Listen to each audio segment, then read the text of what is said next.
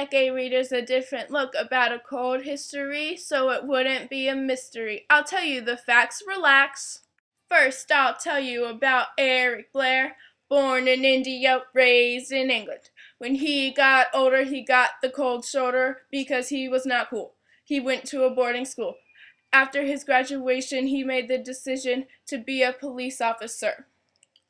In 1929, he resigned his occupation and moved back to his nation where he once called home. But he lived on the street because he could not defeat the feelings he once had. He felt guilty and ashamed about the government they claimed. He became a socialist. What's a socialist? One who believes that the government should own businesses so that all will be equal. Eric became a writer, changed his name, wrote a book, and rose to fame. His writer name was George Orwell. The book was called Animal Farm. It did not cause any harm because it was a satire. What's a satire? Long story short, when something makes fun of another, like a bad sport. But it was about the government that left the Soviet bent, so I will tell you the history.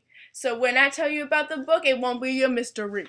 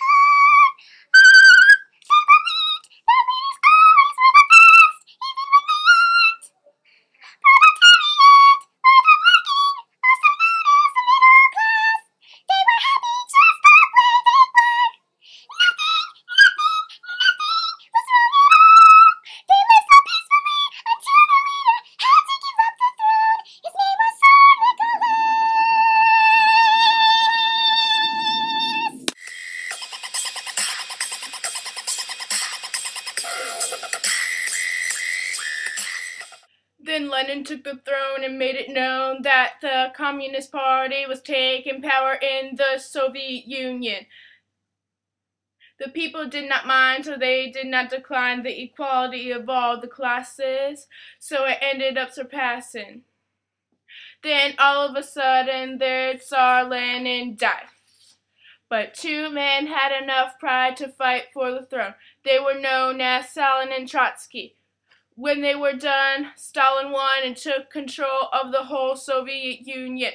He was uncool because he was cruel. He killed many and did not follow his own rules. So, let me bring it back to the animals and their little farm. I'm going to tell you all about this little farm that is known all over the world. The pigs on the farm cause the most harm, like Stalin in the propaganda. And all the animals were like, I can't stand ya. Napoleon was Stalin because he knows he won't be fallen. He has to rule, so others won't call him a fool. And Squealer was the propaganda because he was a good speaker and he wasn't a squeaker. He helped Napoleon, but he wasn't his only help. There were the dogs that were there when Napoleon yelped. They were like the secret police in the Soviet because they protected and others respected. Then that Borghese was a horsey. She goes by Molly and she was quite jolly. She didn't care when there were humans there. The proletariat was a horse, of course. Boxer was his name and he wasn't the same. He worked hard in the yard, but he didn't get what he deserved. Word.